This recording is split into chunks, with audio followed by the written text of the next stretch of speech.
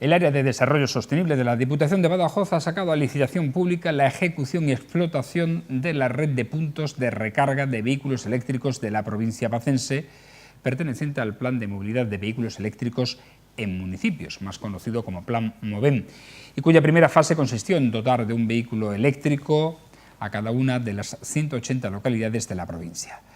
Esta segunda fase contempla la instalación de esta red pública. El presupuesto base de licitación, IVA incluido, asciende a 1.431.000 euros para instalar 32 estaciones situadas a menos de 35 kilómetros de cualquier municipio. Y de estas, 9 serán de recarga rápida. De esta manera, la provincia de Badajoz es la primera de España en implantar este tipo de infraestructuras públicas. Pero echando un vistazo al diseño de esta red, resulta que ninguna de estas 32 estaciones se ubicará en Mérida. Las más cercanas se instalarán en Calamonte y San Pedro de Mérida. Analizando la distribución provincial, he supuesto que la Diputación siempre otorga prioridad en sus proyectos a las localidades menos pobladas y que por eso no se ha diseñado ninguna instalación en la capital extremeña. Pero echando de nuevo un vistazo al mapa, observo que sí, se van a instalar en Badajoz, Don Benito, Llerena, Zafra o Villafranca de los Barros. Y además cerca de Badajoz se instalan otras dos, una en Olivenza y otra en la finca La Cocosa, alterándose la máxima de 35 kilómetros de distancia que se establece en este plan. Por tanto, el nudo gordiano de comunicaciones por carretera que supone la ciudad de Mérida no dispone de esta instalación. Y Almendralejo tampoco, que también es un nudo más al sur que conecta el este con el oeste provincial. Cabe recordar que el tramo de autovía con más densidad de tráfico es precisamente el que une la capital extremeña con la de Tierra de Barros. No quiero caer en la tentación de hacer un comentario localista, pero dudo que la persona o personas o equipo que ha diseñado esta red no haya caído en esa misma trampa. En fin, me acojo a la típica frase que suele pronunciarse en estos casos, y es que doctores tiene la Iglesia, pero a mí no me deja de generar dudas cómo se ha hecho una distribución de estaciones de recarga que contempla este plan de movilidad de vehículos eléctricos en municipios y que no deja ninguna en Mérida. Buenas noches.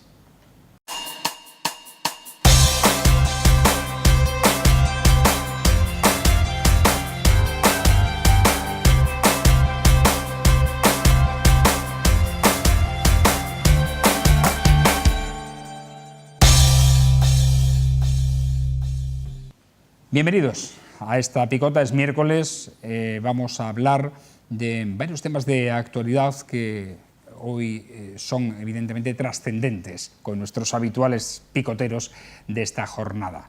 Antonio Vélez, ¿cómo estás? Buenas noches. Buenas noches. Bueno, pues mermados he estado esta noche con la falta de angulo, sí, pero al mismo tiempo preocupado por toda la temática potente que se está desarrollando, básicamente electoral, básicamente y fundamentalmente, con los pasajes del Congreso, con el Europarlamento, bueno, los pasajes del Congreso porque implica una cuestión clara de posición de partidos, más que de posición en muchos casos de globalidad, ¿no? de interés global. Ahora hablaremos de lo tenemos. Y entonces, bueno, y luego pues esta especie de clima, por no extraerme de mi posición de hombre del tiempo, tan cambiante y tan desconcertante, ¿no? Y tan seco. Sí, y de aumento de temperaturas. Tenemos también con nosotros a Domingo Hidalgo. Buenas noches, ¿qué tal? ¿Cómo estás? Paz y bien, pues muy bien. Sin entrar en detalles, ¿no? Como diría y se dice tanto ya. Bueno, es la política, director. En tu editorial has dicho una verdad como puño, pero es la política. Ya sabemos que la Diputación Provincial pues es un rincón muy bien remunerado para los políticos. De siempre ha habido una gran polémica de si debe existir, consistente en si debe existir o no el sistema de diputaciones, las diputaciones provinciales. Y está claro que Mérida pinta poco en la Diputación Provincial. Quienes pintan realmente son de los diputados provinciales, unos más y otros menos. Y digo que pinta poco porque si los diputados provinciales de Mérida, que digo yo que alguno habrá de algún partido político, me consta que de la comarca de Mérida sí hay diputados provinciales. Y alguno concretamente es de los pueblos beneficiados por eso. Entonces, que Mérida, estando Badajoz, estando Don Benito, favorecidas en esa decisión política, porque no deja de ser una decisión política, dice mucho del peso político que tiene Mérida en la Diputación Provincial, que es ninguno. Porque ahí es donde se nota el peso político de las ciudades. Dicho de otra manera, no se le va a ocurrir a la Diputación Provincial de Badajoz dejar a Badajoz capital sin ese punto eléctrico. Sin embargo, no han tenido el mayor atisbo de vergüenza ni de complejo para quitar a Mérida. Siempre hablamos, alcalde Antonio, de que a Mérida hay que traer la universidad, la delegación del gobierno, antes el Tribunal de Cuentas, que si la facultad de... Pero si cualquier cosa que se hace a nivel provincial y también autonómico, a Mérida se le dejan las tacadas. Lo que ocurre que esta vez ha sido con un descaro abierto, una provocación manifiesta. ¿Por qué? Porque podrían de alguna manera haber vestido el santo de otra forma, poniéndolo directamente en Mérida, No. Expresamente, de manera fehaciente, se le ha dicho al Ayuntamiento de Mérida: no contamos con vosotros. Y si esto pudiera ser a lo mejor una guerra interna del Partido Socialista, que es quien gobierna en la Diputación de Badajoz, podríamos entenderlo. Pero que una guerra interna del Partido Socialista o intersocialista repercuta en la ciudad, pues la verdad que es un poco lamentable. Yo supongo que la oferta de recarga de coches eléctricos en Mérida no tendrá problema ninguno por vía privada, porque de hecho existe. Hay una estación privada. Pero Badajoz tampoco, y sin embargo Badajoz se le dan. Con lo cual, ese es un tema que efectivamente yo me solidarizo con lo que ha dicho Domingo respecto del tratamiento igualitario desde la estadística con otras ciudades. Pero vamos, yo creo que de esta forma es un tema que subsanarán, tendrán que subsanar necesariamente. De cualquier forma, yo no descubro nada, porque lo he dicho en otras ocasiones. Yo creo que las diputaciones cumplieron un papel en un momento determinado, y lo digo además con todas las consecuencias, no me he inhibido nunca de plantearlo. Las diputaciones surgieron en un momento determinado porque por una necesidad imperativa en aquel momento, básicamente porque la desamortización desposeyó sobre todo a la religiosa, desposeyó a las órdenes hospitalarias de sus posesiones. Es decir, la sanidad en los siglos anteriores a la regularización de la sanidad pública, en un momento determinado, desde las diputaciones y posteriormente de los sistemas municipales o el Sistema General Universal de Salud, se prestaba desde el ámbito religioso, las órdenes hospitalarias. Es decir, en el camino que había de Madrid a Lisboa había muchísimos hospitales que atendían a los peregrinos.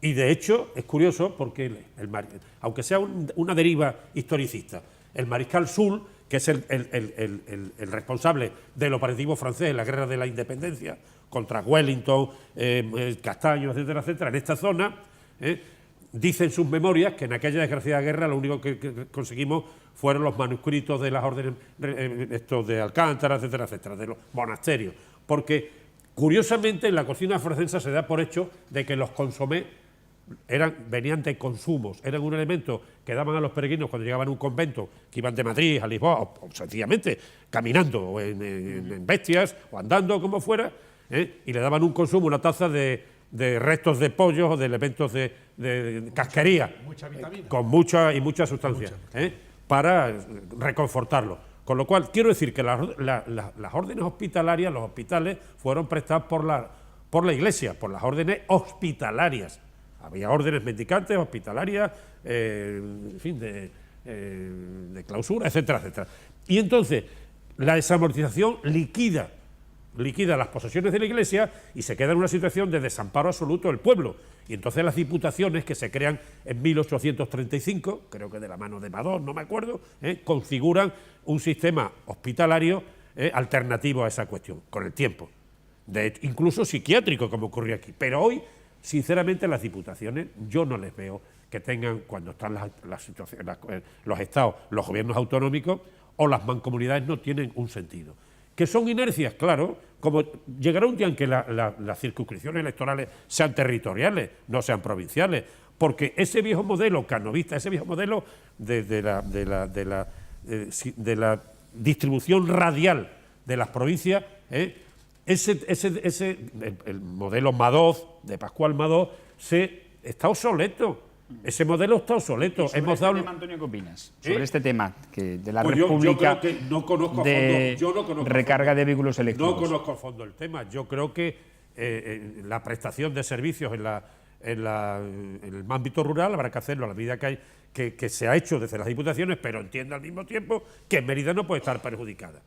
Ni en eso ni en otras cuestiones. Y ahí defenderemos a Mérida con todas las consecuencias, sin ninguna duda. Por ejemplo, la universidad. Mérida necesita universidad por su rango capitalino. Y estoy convencido que ese tema se irá caminando posteriormente a partir de, igual que se ha hecho en otras cuestiones, ¿no? En otros momentos. Pero estoy convencido que ese tema hay que exigir que Mérida tenga el mismo tratamiento proporcionalmente que tiene Badajoz, y punto. Aunque entiendo también, supongo, no lo conozco a fondo, pero creo que en Mérida hay estaciones de servicios privadas que recargan. Hay una.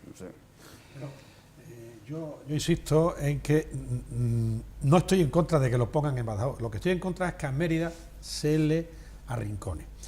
Pero a colación de todo esto, yo, sin embargo, al contrario de lo que ha dicho alcalde Antonio, curiosamente rodeándola, porque en una se sitúa en San Pedro y otra en Calamonte. Claro. Es lo curioso de eso. No es casualidad. Eso no es casualidad. Cuando además Calamonte, geográficamente hablando y de manera en comunicación por carretera, está arrinconado. A Calamonte aquí expresamente, desde Mérida. Al contrario que en San Pedro. Por San Pedro se pasa la vía de servicio de San Pedro de Mérida, que es muy buena y que, por cierto, se debe la sigue explotando muy bien, en ese buen sentido, el actual alcalde, pero eso se debe a Pedro Lanzas, que tuvo mucha vista. Fijaros lo que es la vista política que se tuvo en San Pedro de Mérida, la que no tuvo Trujillano, que Trujillano ha quedado muy aislado, no digo ya Calamonte, porque Calamonte está aislado, entonces ponerla ahí. Pero yo voy más al fondo, discrepo un poco con Antonio Alcalde en el sentido de que yo prefiero el sistema de diputación al sistema autonómico. Por el sistema de diputación es un solo mercado, es una sola nación, y el sistema autonómico lo que ha traído es la división entre españoles y el avergonzamiento de sentirse español. Hoy día no se puede exhibir una bandera España, una bandera nacional, hoy día no se puede, ya sabemos lo que pasa, no hay igualdad entre los españoles en las diferentes autonomías, y desde luego hay 3 competencias que deben volver de inmediato para antes de ayer a la Administración Nacional, que son las de sanidad, las de educación y las de seguridad. E incidiendo en el tema de los vehículos eléctricos, se pone a los vehículos eléctricos como si fuese la panacea. Que no nos engañemos, que hoy día quien tiene un vehículo eléctrico es quien se lo puede permitir. Eso sí es un producto de lo que ahora se llama de los ricos. De los ricos. Además, un producto de distinción de clases. Claro, y muy caro. Un coche vale 80, 90.000 euros. Sí, muy caro. Y un coche medio equiparable a uno de combustión. Que una diputación socialista nos quiera vender como el progreso, como lo social, como lo que va dirigido al pueblo. Uno de los productos más caros que hay en el tema de la automoción, que es el coche eléctrico, además, y a colación también con el cambio climático, si es que ya hay estudios que contaminan más todo lo que significa el coche eléctrico que el coche de gasoil y de gasolina, porque los coches eléctricos hay que fabricarlos. Los coches eléctricos tienen batería que hay que reciclar, y los coches eléctricos consumen electricidad. ¿Y de dónde viene esa electricidad? Del carbón, del petróleo, de la energía nuclear. Entonces, cuidado, que es que nos venden la burra, nos venden lo más in, y esto de ser progre de Don Periñón, a base de vivir desde el chalet de Galapagar y querernos decir, yo vivo aislado, vivo en mi urbanización y además tengo coche eléctrico, cuando alguien se quiere comprar un coche y gastarse más de 20.000 euros en un coche, ¿y cuánta gente hay que está gastando bastante menos en un coche nuevo? Un coche nuevo de gasoil, el que menos vale de los más chiquititos, a lo mejor por 10.000 euros. Pero es que el más chico de los eléctricos, el equivalente vale 30.000, no digamos ya segmento medio. O sea, hombre, que no nos quieran vender aquí la noche por el día y el día por la noche. Bueno, de esta forma, Antonio. este tema tiene... Es todo colateral y transversal, No, perdona, Domingo, efectivamente, yo respeto tu opinión, pero debes de entender también que sobre este tema se está haciendo un juego un poco cainita. Es decir, el modelo radial, el modelo canovista está superado. Y el modelo histórico, que configuraba territorios, es un modelo que puede perfectamente compatibilizarse, combinarse un modelo federal, como tiene Alemania, con un modelo supranacional que define endeudamientos, que define sistemas monetarios, como es Europa, que es el juego en el que hay que decantar. Yo creo que el modelo provincial, ese modelo, entre comillas, radial, ese modelo está periclitado. Ese es un modelo de conveniencia centralizada y yo creo que España tiene en estos momentos otra vocación.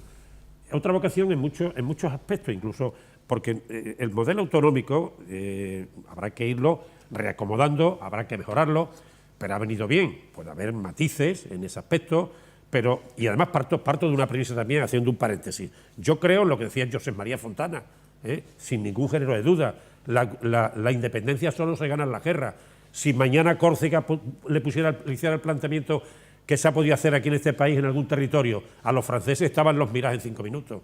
Pero ese no es un juego político en corto, como está ocurriendo y se ha visto ayer en el Congreso, ni de ciertos intereses de una ultraderecha que puede tender a un modelo nacionalista que en la Segunda Guerra Mundial supuso casi 100 millones de muertos y que seguramente se está plegando en estos momentos a intereses de América para los americanos, la endogamia de Trump, que es un tremendo problema en Europa, en el mundo, al problema de los chinos con sus mercaderías y su capitalismo de Estado y su libertad de actuación con la moneda como quiere, y al zarismo, al neozarismo de Putin, interviniendo en Oriente Medio. O sea, cuidado con esas cuestiones, porque hay un discurso en estos momentos muy importante, lo hace Borrell, lo hacía Javier Solana, que no es dudoso de ser un Abertzale ni una persona, un extremista, sobre la necesidad de que Europa tuviera un ejército europeo, un gran ejército europeo, porque las políticas que está haciendo Trump están siendo secundadas por Rusia, indirectamente también por China. Les interesa destruir Europa, una realidad de 500 millones de habitantes, la potencia más fuerte del mundo, pero sin embargo se ha plegado unos sistemas de defensa con los americanos después de la Segunda Guerra Mundial, de los acuerdos de Yalta, a lo que ha sido la OTAN, y lo han roto, han dicho, no, usted se rearma Europa, pero nos compra las armas a nosotros, y Europa tiene que jugar su papel, porque si Europa se descompone, vamos al carajo, perdón por la expresión, vamos a la nada.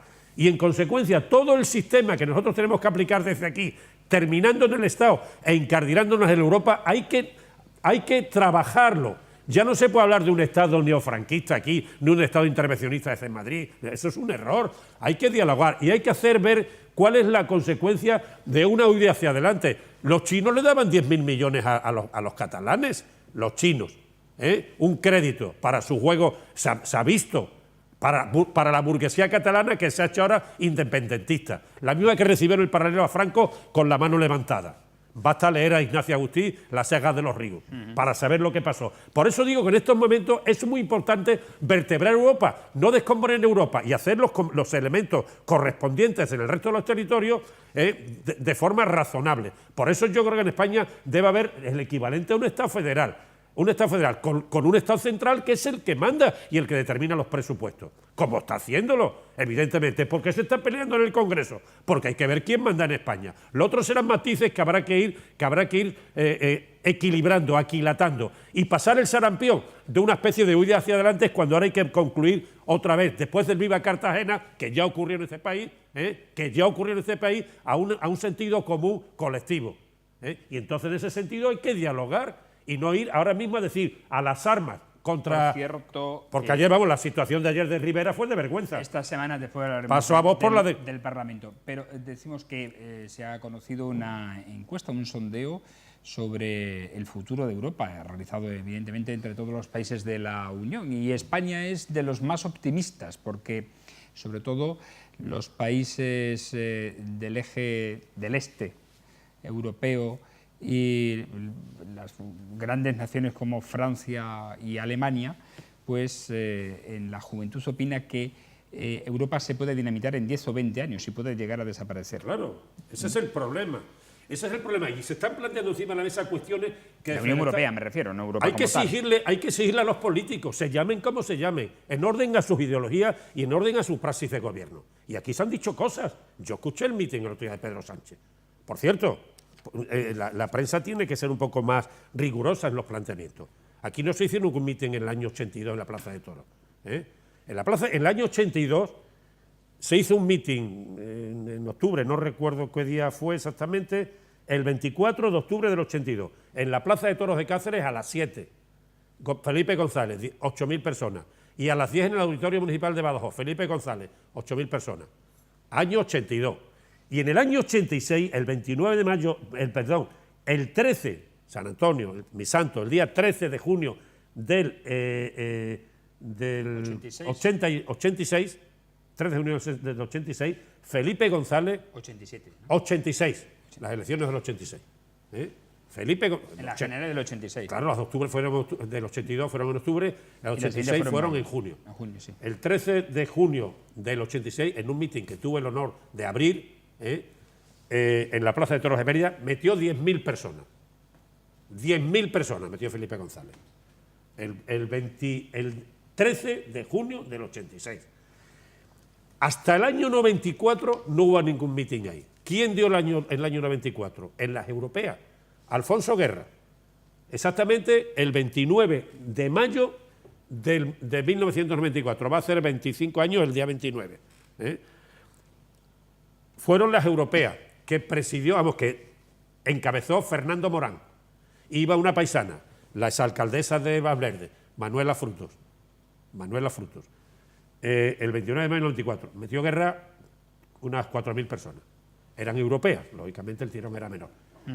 Quiero decir que ahí hay una... Bueno, de hecho está esa salvedad histórica. Y ahí, por ejemplo, se hablaron cuestiones de vivienda pública, se habló de formación profesional, se habló de energía, cuestiones que son elementos recurrentes y de interés global. Lo ha dicho incluso en otros grupos, lo ha dicho Herrera de Miguel el otro día con relación a las presas hidráulicas que terminan las concesiones. Hay cuestiones, muchas cuestiones que resolver y hay que exigirle a los políticos, muchas cuestiones que resolver. Pero evidentemente hay que avanzar hacia adelante, como yo decía el otro día, desde una óptica progresista, desde una óptica que redistribuya.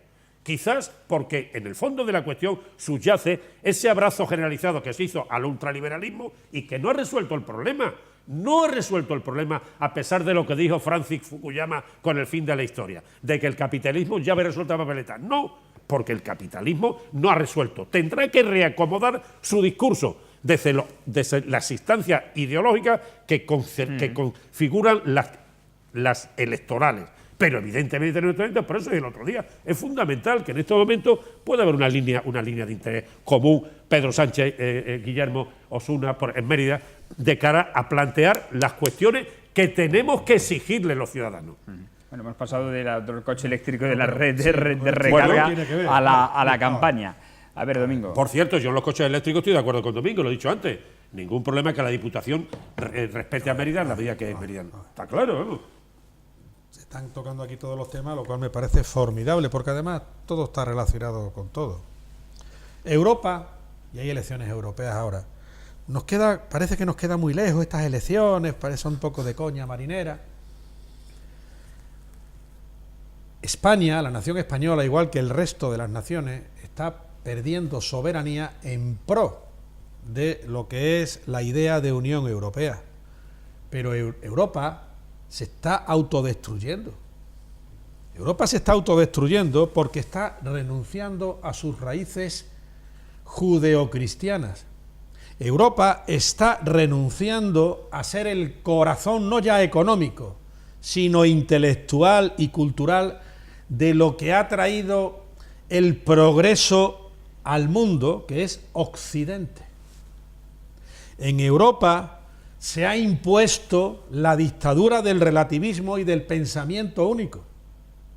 En Europa se está imponiendo lo que se llama también la dictadura de género. En Europa empieza a ser mal visto ser hombre. No hay que irse muy lejos, no hay que irse muy lejos. La presunción de inocencia en el sistema penal ha dejado de existir con respecto a los hombres. Los hombres somos culpables mientras no se demuestre que somos inocentes, al contrario de lo que dice la Constitución española. En cuanto al ejército, Europa ha dejado de responsabilizarse en su propia defensa. Europa es la región de las comisiones y donde nadie quiere tomar ni ejemplo ni quiere tomar decisiones serias. Por eso nadie cede con soberanía de defensa. Europa ha permitido, ha buscado y ha consentido que el primo de Zumosol, el primo grande, sea el que ponga los muertos. Y Estados Unidos ha dicho que ya no pone ni un muerto más y que los muertos que tenga que ponerse a la hora de las misiones de paz, que no son otra cosa que de guerra, los ponga Europa. Y Europa está aceptando una inmigración ilegal que hay que denunciar. Hay que aceptar la inmigración, pero la legal, y Europa se está autodestruyendo. Y en Europa no hay seguridad jurídica y se está viendo cómo en Europa se han reído del Estado español, del sistema de derecho español, cuando no se ha traído a Puigdemont porque no se ha permitido. En Europa viene a ser ahora mismo la imposición de lo políticamente correcto.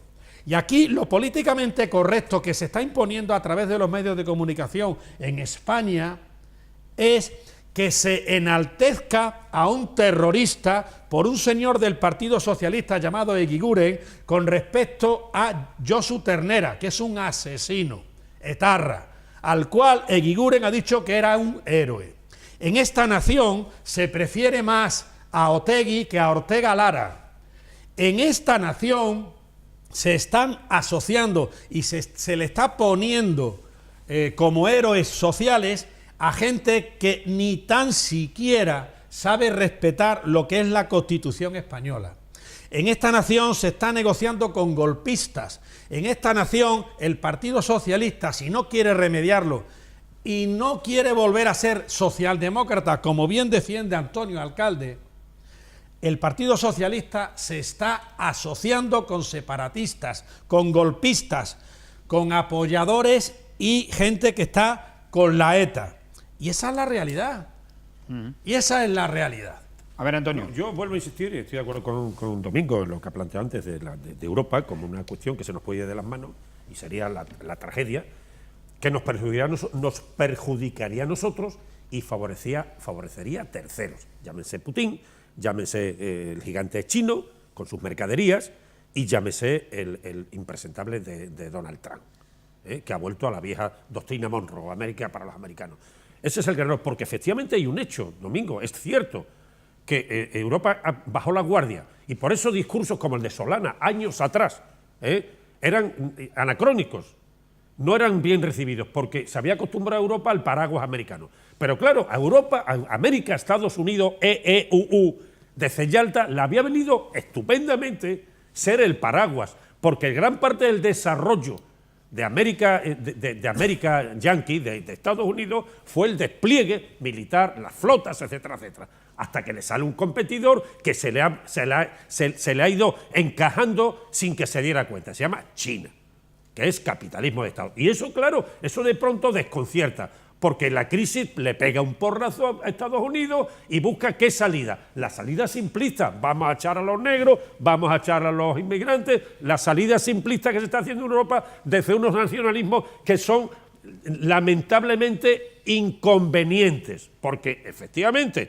coincidimos en el arranque, quizás no en el análisis, en el análisis, Domingo Hidalgo, sí, pero sí en la realidad. Es decir, Europa tiene un riesgo tremendo de descomponerse. Y es verdad, yo no voy a eludir la realidad judeocristiana en el componente cultural de Europa históricamente. Sin duda, sin duda.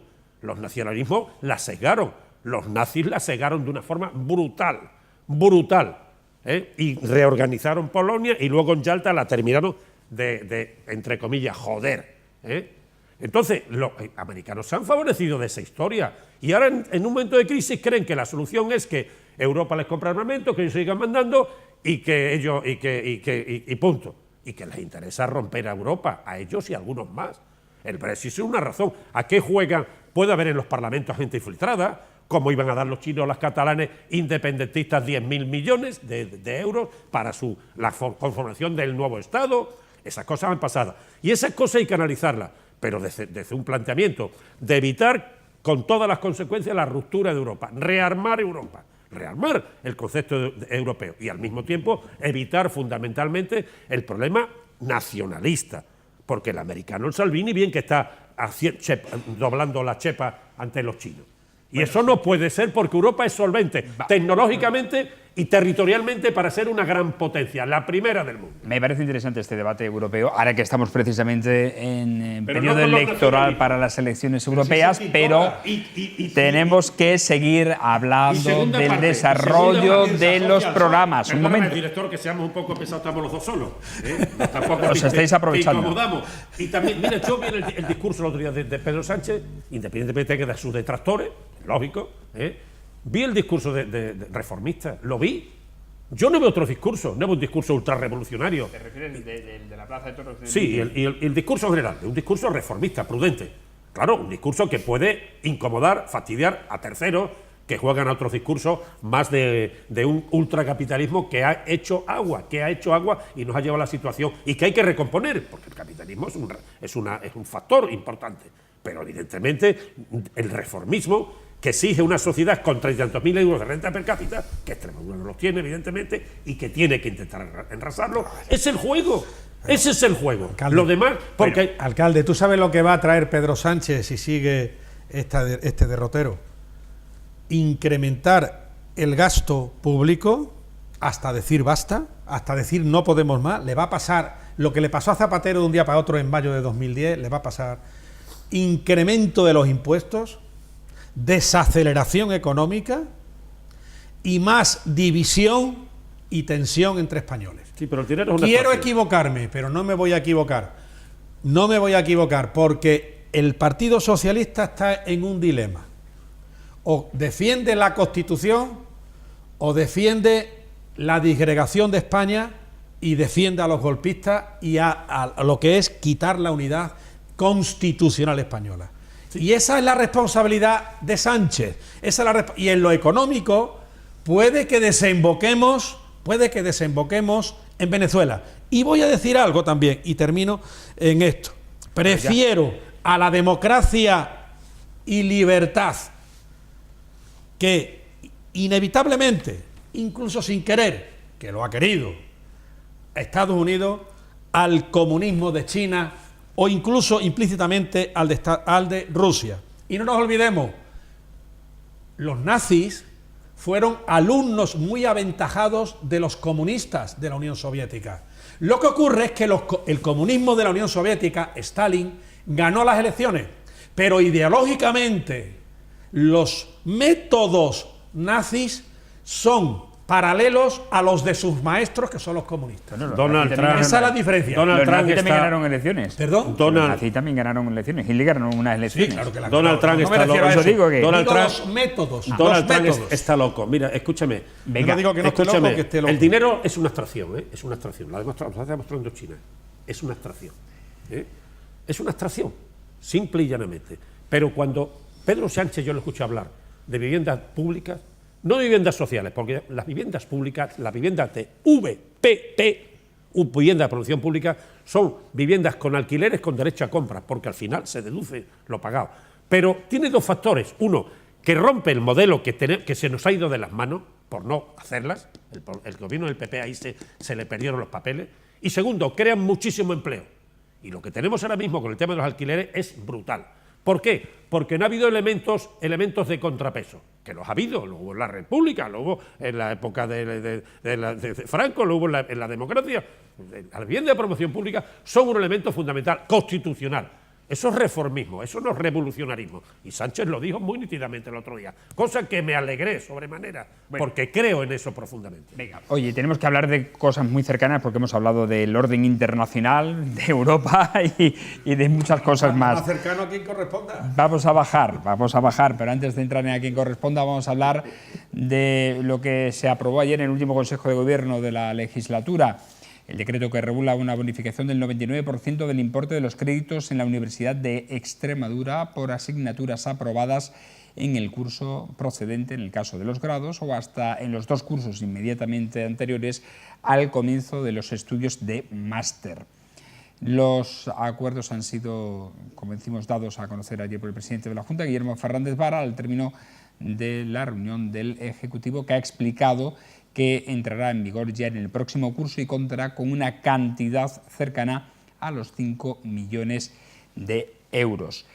Pregunta, y por eso lo traemos a debate, ¿servirá esta medida para atraer más alumnos a la Universidad de Extremadura, para fijar la población en Extremadura? Evidentemente, en los sitios donde haya campus universitarios sí, en otros no. Bueno, yo creo que sí, bueno, independientemente. Nosotros tendremos siempre la reivindicación de Mérida por su nuevo papel geopolítico. Mérida tuvo el primer instituto cuando era una cuestión estrictamente de las capitales provinciales en 1933.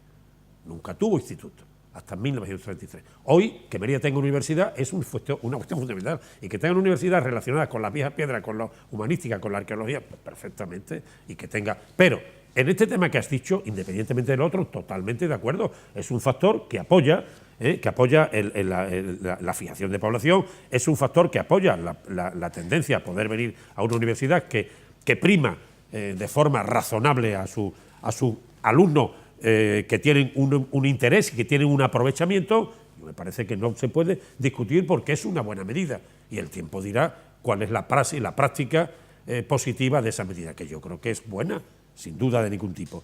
Otra cuestión es que desde la universidad puede haber concepciones diferentes respecto de lo que es el viejo concepto deductivo, el krausismo, la enseñanza más clásicamente creadora de personalidad, creadora de sentido crítico, que en España tuvo un exponente, que fue el mundo de la institución libre de enseñanza. Yo creo más en esa enseñanza que en la enseñanza escolástica, que prevalece más alguna serie de cuestiones sobre la creación de una entidad de libre pensadora que podía estar inscrito en ese código del modelo Kraus, que aquí en España tuvieron su asentamiento en una institución histórica, que fue la Institución Libre de Enseñanza, que partió de la cabeza de personas como Bartolomé Cosío, Francisco Inés de los Ríos, o Julián San del Río. Gente que tuvieron incluso el apoyo en un momento determinado de la dictadura de Primo de Rivera, que estaba muy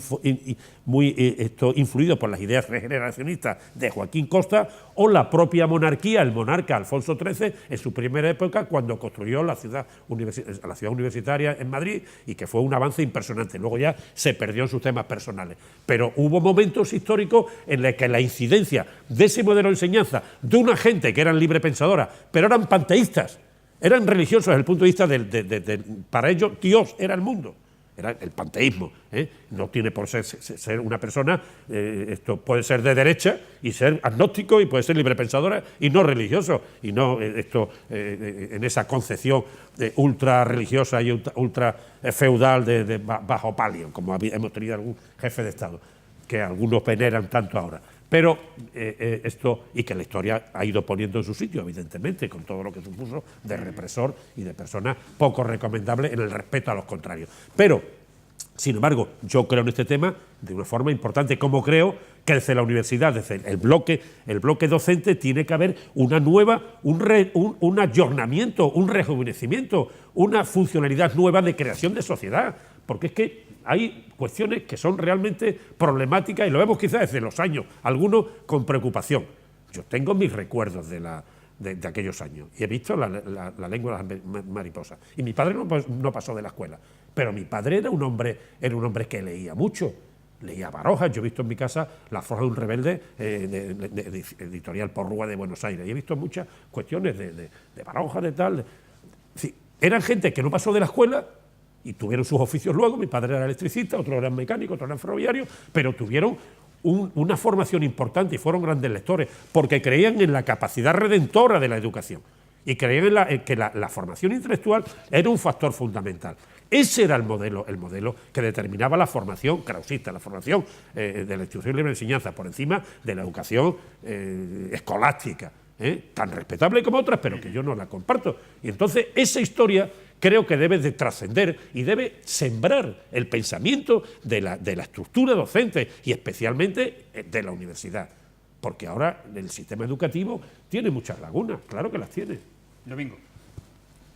A ver, el sistema educativo tiene muchas lagunas, bien dice alcalde Antonio, y uno de los grandes causantes de esas lagunas acaba de fallecer hace unos días y prácticamente poco más se le entierra con honores de jefe de Estado. O sea, quien más daño y de lo que más daño se ha hecho en la enseñanza en esta nación y en el Estado español ha sido Alfredo Pérez Rubalcaba y lo que ha significado Alfredo Pérez Rubalcaba en el tema de la enseñanza y de los sistemas de estudio. No, pero eso no se puede personalizar. Dicho, no, digo lo que ha significado él. Yo lo personalicé, pues es un problema de todas las sociedades. No, eso es una realidad.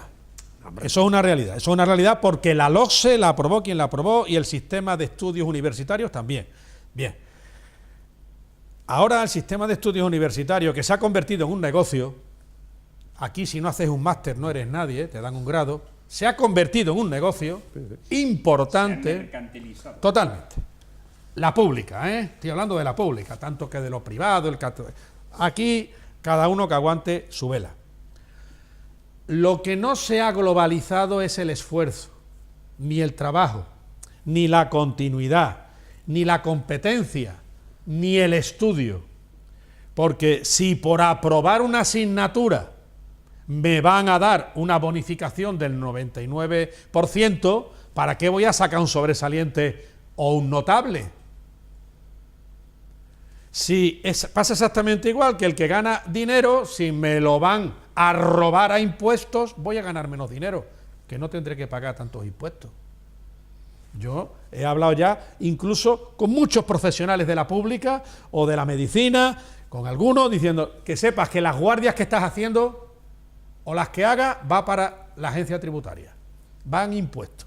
Ya te da igual hacer guardias que no. Es mejor no las hagas porque el dinero que te corresponde va a impuestos. Entonces, en la educación pasa lo mismo.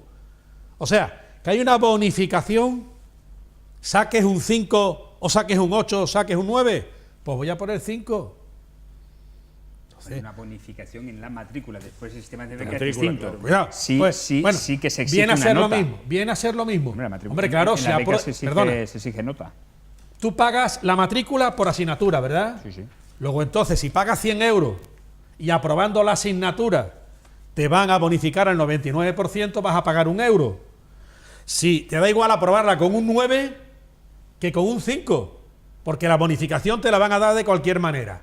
Si eso es premiar el esfuerzo y la competencia y el estudio, pues que venga Dios y lo vea, porque yo desde luego no lo veo, debo ser bastante torpe. Eso es igualar por debajo, y lo ideal es igualar por arriba, y premiar al que se esfuerza, premiar al que se le ocurra, premiar al que trabaja, premiar al que a lo mejor está estudiando en vez de estar de botellón, premiar al que se dedica a aprovechar los tiempos que la sociedad le está dando. Y que empieza a comprender que no todo es gratis, que uno no tiene derecho por ser uno, que uno tiene derecho porque consigue sus cosas. Claro, Pero, todo eso... Domingo, yo te puedo decir, por experiencia personal, que en la facultad, en la mía por lo menos, los aprobados se vendían caros, ¿eh? Sí, pues bueno, no sé en la tuya. Pues con estas medidas... Que se vendían caros. Que aprobar una carrera universitaria perdona, no es con estas tampoco poco de medidas, pavo. tú me dirás... No es la ESO ni es... Perdona, primaria, pero tú ponte como alumno, ¿se vendieran caros o no? Tú con sacar 5 tenías la bonificación. Ya entra ahí el plurito personal de cada uno, ¿no? No. El amor propio de cada uno, indudablemente, ¿no? Sí, Digo sí. yo. Yo sé lo que me digo, tú también, y creo que la cosa es evidente. Ahora hablo de las becas, exactamente igual. Las becas habría que exigir una nota media alta. ¿Por qué? porque eso supone un esfuerzo social importante de la sociedad con respecto a los estudiantes. Y después desde aquí empiezo a denunciar también las desigualdades que hay. En esta nación, en este sistema universitario, se considera rico a gente que no son ricos. Hay muchos españoles, y hay que decirlo, que no pueden acceder al sistema de ayudas porque no entran en los requisitos. Y sin embargo, si vienes de fuera, y sin embargo, si reúnen una serie de características, sí te lo dan. Y eso se llama una discriminación. Y esas cosas hay que denunciarlas. Y no se denuncia porque es política y socialmente incorrecto. Y no, termino ya. Termina. La universidad debe ser la cuna de las libertades. Debe ser la cuna de las libertades. Pero la universidad no es la cuna de las libertades. En la universidad hay determinadas formas de pensar que no tienen la oportunidad de expresarse. Porque no pasan el crisol de en parte, ideología comunista que se ha impuesto en muchos sectores de la universidad. Y voy a poner ejemplos. Escrache, dirigido directamente por el chico del chalet de Galapagar, contra Rosa Díez. Escrache que se ha venido a realizar en ese rincón de la nación española que es Barcelona a Consuelo Álvarez de Toledo. Y eso está muy mal. Y a mí no me gustaría que se le hiciese ningún escrache, lo he dicho desde aquí, a nadie. Me molestó tremendamente cuando a lo mejor le han gritado o no se han comportado con Pablo Iglesias, ¿no? No me parece bien. El escrache debe estar plenamente prohibido, porque si no, ese es el primer paso para crear miedo en la sociedad. Y aquí, el que no piense como los escrachadores no es demócrata. Por eso, la libertad de expresión y la libertad de cátedra casi que tampoco existe en España. Bueno, tenemos que hablar de lo que sucedió ayer en el Parlamento, en el Congreso de los Diputados, porque no nos queda tiempo para mucho más. El secretario general... A quien corresponda tendrás que darle unos minutitos. Te lo doy ahora. José Manuel Villegas, el secretario general de Ciudadanos, ha acusado a la nueva presidenta del Congreso, Meritxell Batet, de actuar como cómplice, dice, de los diputados independentistas, permitiendo que insulten y humillen a los españoles desde la Cámara con las palabras que han elegido este martes para jurar o prometer sus cargos. Villegas ha criticado a los diputados como el líder de Esquerra Republicana, el Junqueras, que ha acatado la Constitución como presos políticos, una expresión que, en su opinión, insulta a la democracia española. El dirigente de Ciudadanos ha subrayado que España es una democracia plena y, por tanto, no hay presos políticos, sino presuntos delincuentes sometidos a procesos judiciales y algunos a prisión preventiva, como Junqueras y los diputados de Junts per Catalunya, Jordi Sánchez, Rull y Turull, acusados en el juicio del proceso independentista catalán. Yo cada vez que digo Rull y Turull me suena a dúo cómico. Pero bueno, sobre este tema. Bueno, es que realmente la cuestión de ayer fue un poco catológica, ¿no? Lo de Rivera fue lamentable, ¿no? Porque es que ha pasado por la derecha Vox, vamos, es que lamentable. Lo cierto es que vamos a tener una legislatura con una ruptura, yo creo que importante, del diálogo en lo que es el templo de la palabra, bueno, que debe serlo el Congreso de los Diputados. La derecha anda a la yugular, a las yugulares propias. Ayer mismo en el debate de la región aquí fue terrible, igual. Vara estuvo muy bien, estuvo en su papel, pero incluso hasta el PP estuvo ordenado, pero el resto fue un desastre. Y en el Parlamento ayer, a la postre, en esta historia, yo creo que lo que hay es un juego por el liderazgo de la derecha, y unos estruendosos palmeadores que, bueno, que ya iban a conquistar la luna como otros anteriormente, y se quedaron de una buena representación, 24, pero tampoco son determinantes para nada, no son determinantes para nada. E incluso yo creo que de esto sale una lección importante, y es que la gente va a tomar posiciones. Vox ha tenido una cosa importante que ha dado mucho miedo, porque ha querido hacer una retroacción que la sociedad ya no acepta. La sociedad tiene que, volviendo a lo que hemos hablado antes, a mejorar el sistema educativo para que la gente tenga sentido crítico. Eso de que hay de lo mío, eso se tiene que acabar. La política es un elemento de servicio, y a la postre ayer, y con los supuestamente independentistas, ya hubo otros momentos históricos. No voy a referir otra vez el Viva Cartagena, ¿no? Pero a tiros no se arregla. Hay que meter en sus contradicciones a esta gente, llevarlo a sus contradicciones y evidenciar la realidad de un problema que es más largo y que es un problema que se inscribe en una trayectoria histórica. Pero ayer Junqueras prometió la Constitución por imperativo legal, pero la aprobó. Ahora ya el Supremo hará lo que tenga que hacer con relación a su presencia o no, eso es otra historia, porque el tema se ha judicializado y no se ha politizado, lamentablemente, porque aquí ha habido un juego de deslealtades que no las tuvo el PSOE, curiosamente, se puso a disposición de Rajoy en su momento. Pero ayer pues hubo un espectáculo.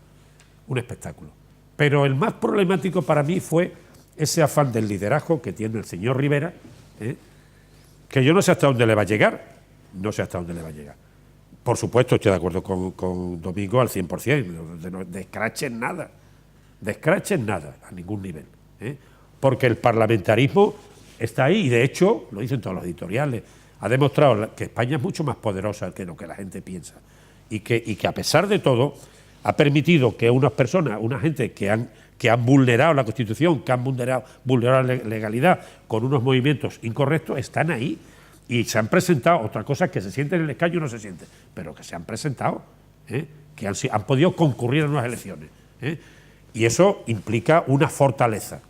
El problema es cómo reorganizamos todo este tema y cómo desde lo que defendemos algunos, desde el ámbito de las alternancias de los bloques sociológicos, en este momento el progresista lo representa claramente el Partido Socialista Obrero Español, con 140 años de recorrido a las espaldas, con todas sus luces y todas sus sombras, tiene una obligación imperativa y es reordenar esto. Es posible que ni siquiera para la investidura de Sánchez hagan falta los votos de los independentistas. Pero es evidente que la guerra por ver quién lidera la derecha necesaria, cuidado, es a muerte. Y eso es una cuestión que vuelve a lo que yo he dicho en algún momento. Hay que cuidar la forma, hay que instruir en política a la sociedad, hay que hacer sociedad civil y hay que demandar a los políticos que cumplan sus obligaciones. Pero en este momento es evidente que hay que dialogar y hacer política y no entrar como el caballo de Pavía en el Congreso, dialécticamente o como se ocurrió en el final de la Primera República, de la gloriosa. A ver, Domingo, sobre lo sucedido ayer en el Congreso. Bueno, yo parto de la siguiente base. No me veo a Pedro Sánchez saludando al general Milán del Bosch, ni saludando al general Armada, ni a Tejero, que hubiese salido de diputado. No lo veo saludando, no lo veo. Sin embargo, sí ha saludado a un golpista como es Junqueras. Sí lo ha saludado. Entonces, claro, la carretera tiene dos lados, el derecho, el izquierdo y el centro. A mí que no me vengan, como está sucediendo desde el año 79 para acá, imponiendo lo que es democrático y no es democrático, la izquierda y la ultraizquierda. Aquí hay quien quiere volver a las escenas del sofá, en la cual Felipe González se cachondeó de Manuel Fraga y de Ibarne todo lo que le dio la gana. Todo lo que le dio la gana. Hay que ser moderado, hay que tal, pero bueno, es que en el momento en el que la no izquierda, sí, de centro, la derecha que existe ahora con Vox y el centro derecha que existe, o centro izquierda, porque el PP yo no sé lo que es, y empiezan a protestar a los comunistas, a los que se alían con los etarras, empiezan a decir que hay que defender la Constitución, empiezan a decir eso, entonces, ustedes vienen aquí. No, hombre, no. Si ese sistema, esa publicidad, ese marketing ya se hizo. No pasarán. Los Doberman, si ya está todo inventado. Si aquí la marca de demócrata, la derecha o la no izquierda ha dicho que ya está bien de que la ponga los comunistas y los socialistas. Aquí o somos demócratas o no somos demócratas. No está acostumbrada la izquierda a que la no izquierda no esté sumisa y no acepte su sistema de imposición en educación, en valores culturales. O sea, aquí no hay ninguna ley que la derecha o la no izquierda no haya retirado. Desde la ley de memoria histórica, desde la ley de dictadura de género, como se le conoce también. Aquí nadie se ha atrevido a lo largo de los años en ni tan siquiera a cambiar. Claro, ha llegado ahora un momento en el cual, a la hora de tomar posesión unos golpistas, unos delincuentes, que nada más y nada menos que por el Tribunal Supremo están en prisión preventiva, se les ha recibido como héroes en el Congreso de los Diputados, como si fueran héroes, cuando son, mientras no se demuestre lo contrario, porque están en prisión preventiva, yo no digo después la sentencia que vaya a haber, pero cuando los tienen en prisión preventiva en contra de todos los medios de comunicación y en contra de la oficialidad política de esta nación, por algo será, y se le toma como verdaderos héroes. Y termino diciendo con respecto a la toma de posesión. En eso, como siempre, el Tribunal Constitucional, que hay quien le llama de otra manera, desde la famosa sentencia de Ruiz Mateo y todo lo demás, credibilidad el Tribunal Constitucional tiene más bien poca, pero hay algo que es muy evidente. ¿Por qué no se adopta una fórmula que el que no la diga y se salga de ahí no toma posesión como diputado o senador y no cobra? Porque todo el que se ríe de la nación española y de la Constitución está cobrando de la nación española y de la Constitución. Es que el Estado español está pagando el golpe de Estado que se está produciendo en Cataluña. ¿Por qué a esos diputados no se les dice, como usted no lea esto, usted no toma posesión? ¿Por qué no lo hacen? ¿Es perceptivo? Sí es perceptivo, lo que pasa... ¿El juramento? Porque no, juramento... juramento o promesa, me da igual. Pero digo el acto en sí, porque hay informes jurídicos de que el acta se recibe cuando tú lo firmas, no cuando juras o prometes. La famosa sentencia a la que se refiere la separatista que tenemos de presidenta del Congreso, esa sentencia creo que era del 91, del 90, tiene que ver con los aliados de ETA, según dijo el propio Tribunal Supremo, que eran Herri y Batasuna, con respecto a la famosa coletilla por imperativo legal. Entonces el Tribunal Constitucional dijo que se podía decir, pero no lo que se ha dicho ayer. Y es literalmente vergonzoso. Domingo, estamos... podemos ahorrar estos capítulos directamente. Claro, a veces se ha hecho mucha comparativa con el guerra civilismo del año 30 y tanto, la República, el golpe militar. Y estamos en una sociedad diferente, o pretendemos estar en una sociedad diferente, una sociedad infinitamente más instruida que aquella sociedad. Por supuesto. Infinitamente más. Entonces hay dudas al respecto de estos formalismos, hay dudas, y habrá que modificar ese tema. Pero curiosamente, incluso en aquel momento tan tremendo, en el primer momento, cuando se proclamó la primera vez el Estado catalán, el primer movimiento secesionista, Azaña no envió al ejército, envió a un hombre dialogante, Fernando de los Ríos, y arregló el tema. Cuando después de la elección en el 33, en el 34, Companys proclamó el Estado catalán dentro de la nación, de la República Española, los metió en el barco Uruguay a 5 kilómetros de la bacana del puerto, y fue una forma violenta que yo creo que, porque el problema catalán no es nuevo, pero tiene que ser el diálogo un elemento fundamental, por supuesto, con el respeto absoluto a la ley. Yo lo he dicho antes, yo creo que se justifica todo, porque como dice Fontana, la independencia solo se gana en la guerra, y un Estado se ha conformado a lo largo de la historia con muchos años, Y no se puede decir, ahora me voy porque me dé la gana, porque mañana se puede ir Rioja, o nos podemos ir nosotros, porque nos interesa pactar con los chinos un estatus especial de vivir como Dios, con los espacios regables para producir biomasa o producir proteínas. O sea, quiero decir que en el juego falta diálogo y falta compostura. Y sobra evidentemente cultura, que es lo que yo creo que es el factor que debe conducirnos ahora. Nos tenemos que irnos sin antes a quien corresponda, decirle a quien corresponda, brevedad por favor, que llevamos una hora de promedio. Ya, pero a quien corresponda, a quien pisa una caca de perro en medio de la calle, no le gusta la brevedad, le gusta que se denuncie eso, porque se está permitiendo por el ayuntamiento, porque no controla el ayuntamiento ese particular. Mérida sigue lleno de cacas de perro, sigue lleno. Mérida sigue, la gente sigue paseando en Mérida, no solamente por la isla, sino en general, con los perros sueltos y sin bozal, y eso no se controla.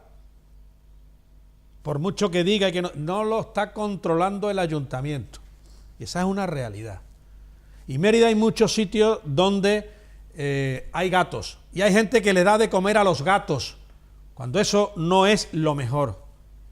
Y hay muchísimos. Y yo sé que tú eres muy amigo de los gatos. Yo también soy amigo de los gatos, alcalde. Yo creo que se castren y que estén ordenadamente organizados. Pero, claro, para eso tienen que ser los poderes públicos. Pero como tú bien sabes lo que está pasando, y a nadie se le ha levantado, a nadie no, muy poquito se está realizando, porque no se ponen avisos, porque no van policías de paisanos, porque no se levantan denuncias, porque no se ponen carteles en la isla que los perros tienen que ir con bozal y siempre con correa, excepto hasta las 8:30 de la mañana en invierno.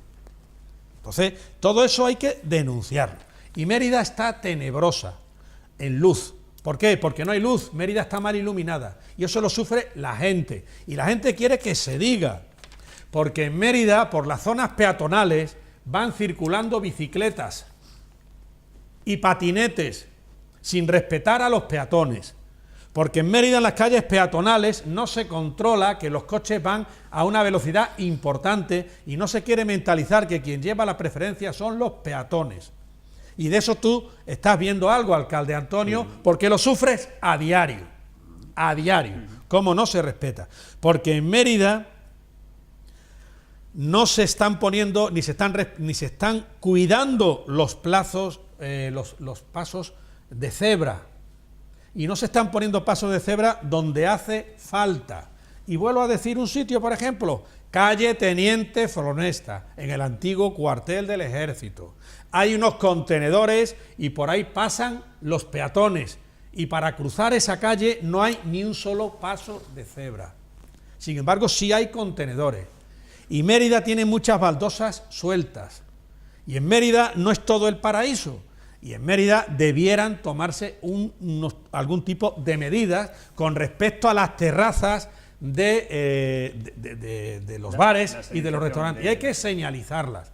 Y en Mérida, desde aquí, apelo de nuevo a que la Plaza de España no estén las sillas como sardinas en lata, sino que la gente pueda andar en la intersección que se produce entre el final o inicio de la calle, final de la calle Santa Eulalia o inicio de la calle Santa Eulalia con la Plaza de España. Y en Mérida no puede estar tapada la calle Santa Eulalia por unos veladores o mesas de un bar, y hay que poner esos veladores o mesas de bar pegados a la pared, no en mitad de la calle.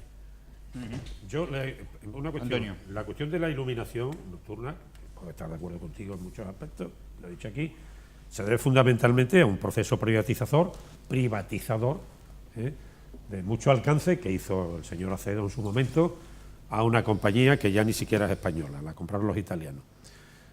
Pero en otra cuestión sí me gustaría, aunque a título un poco de filosofía, yo creo que el error en el planteamiento con los animales, el error un poco policial, que es correcto, hay que sustituirlo por un planteamiento más educativo. A fin de cuentas hay un hecho, Domingo. Es que hay unas ordenanzas. Somos muy complejos.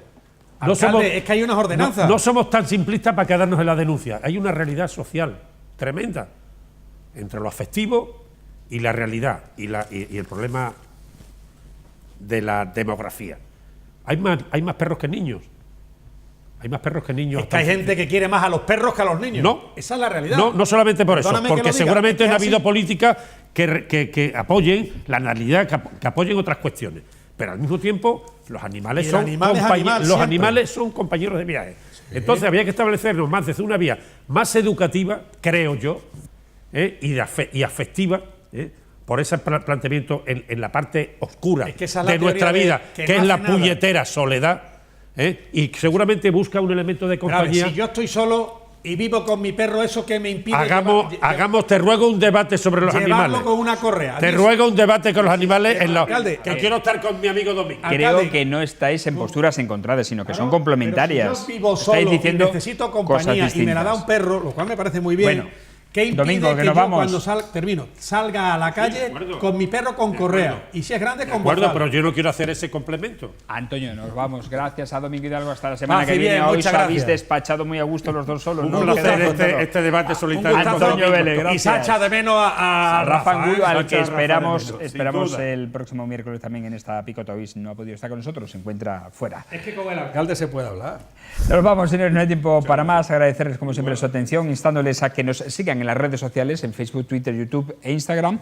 Y, como siempre, invitándoles a que mañana, de nuevo, fieles a la cita, como suele ser con nuestro público, con nuestros picoteros, los que nos ven a través de las pantallas y de las redes sociales, les emplazamos a las 10 menos cuarto una nueva edición de este espacio, de este programa. Hasta entonces, buenas noches y recuerden, sean felices.